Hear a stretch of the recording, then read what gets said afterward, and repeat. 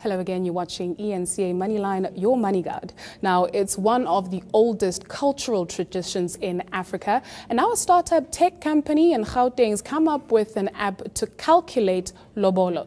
But can technology really replace the wisdom of age-old customs, and can the app make any money?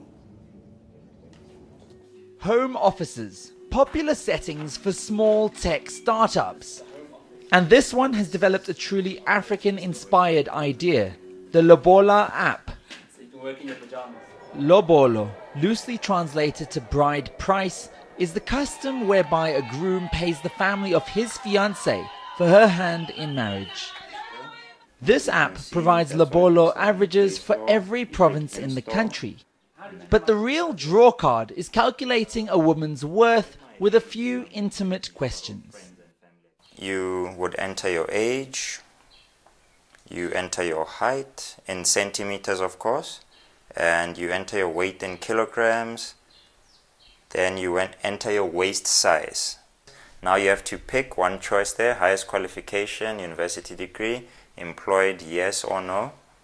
Have you been married before? No. Do you have children? No. And you go forward, that's done, the calculations are done in the background, and see results.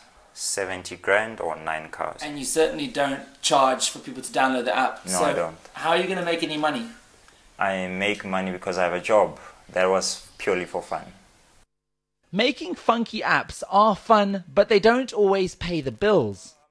You know, we all have great ideas, and as developers do, you just kind of run with your idea instead of doing the research. And I think over the years, we've kind of realized that you've got to do a lot of market research before you actually start developing your app. So even if you think you have a great idea, I think the key is to see, is there a market for it? But making money from the Lobola app is not the only concern. Culturalists warn that Lobolo is more than just quantifiable quality.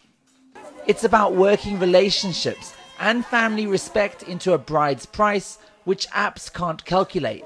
Yusuf Omar, 4Ways.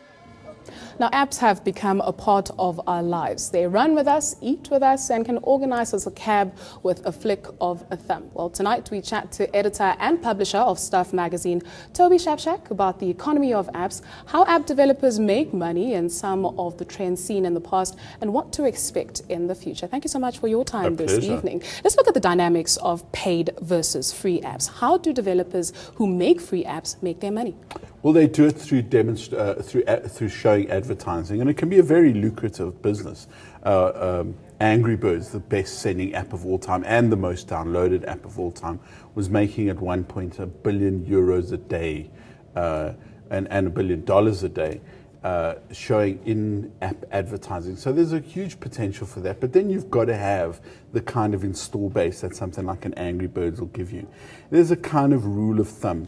People on Apple tend to be willing to pay $1 an app or $3 an app or sometimes $10, whereas people on Android generally, this is a generalization, generally don't want to pay for apps. That's the kind of rule of thumb. And it's hard to look at the incomes from Google. They don't really put out results, but Apple recently did. And it's been a bumper year for Apple, and it's only, you know, a couple of weeks into it. They said in the first week of 2015, app purchases and in-app purchases account to nearly $500 million, $500 million. I mean, that's pretty significant. Figure, and they said that 2014 was a real watershed year.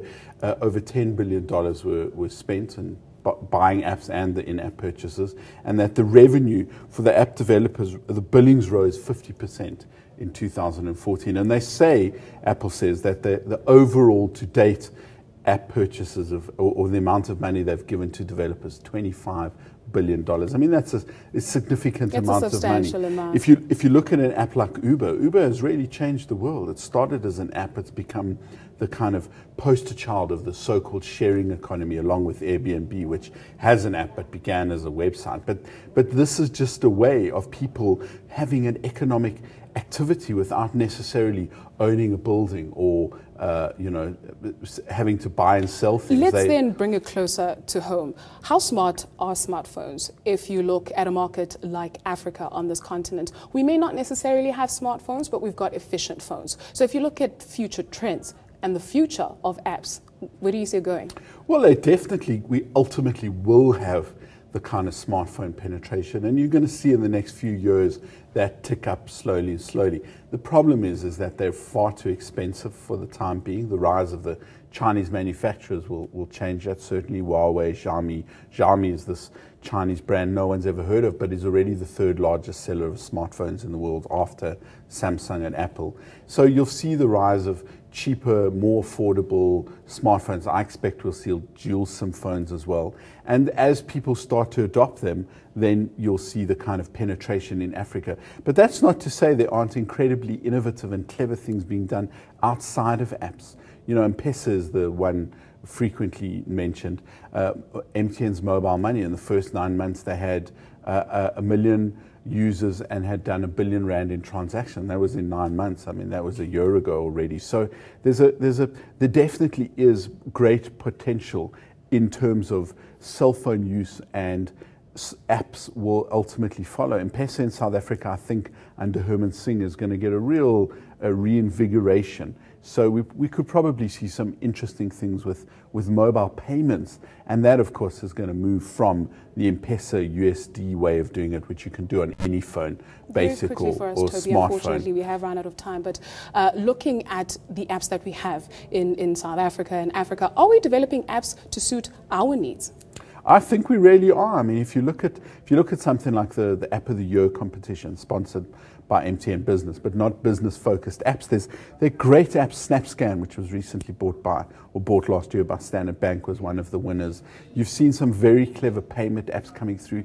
You've seen apps that are good at solving real-world problems, which is, I think, what Africa's particularly good at. Things in the insurance industry and the real estate industry, in providing services for salespeople to potential clients. So I really think there's great potential, and as smartphone penetration picks up, you'll start to see more and more South African success stories. Looking forward to it. Thank you so much for your time this evening. That was editor and publisher of Stuff Magazine, Toby Shapshak. Our daily question and answer feature is up next, and we speak about title deeds. Do stay with us.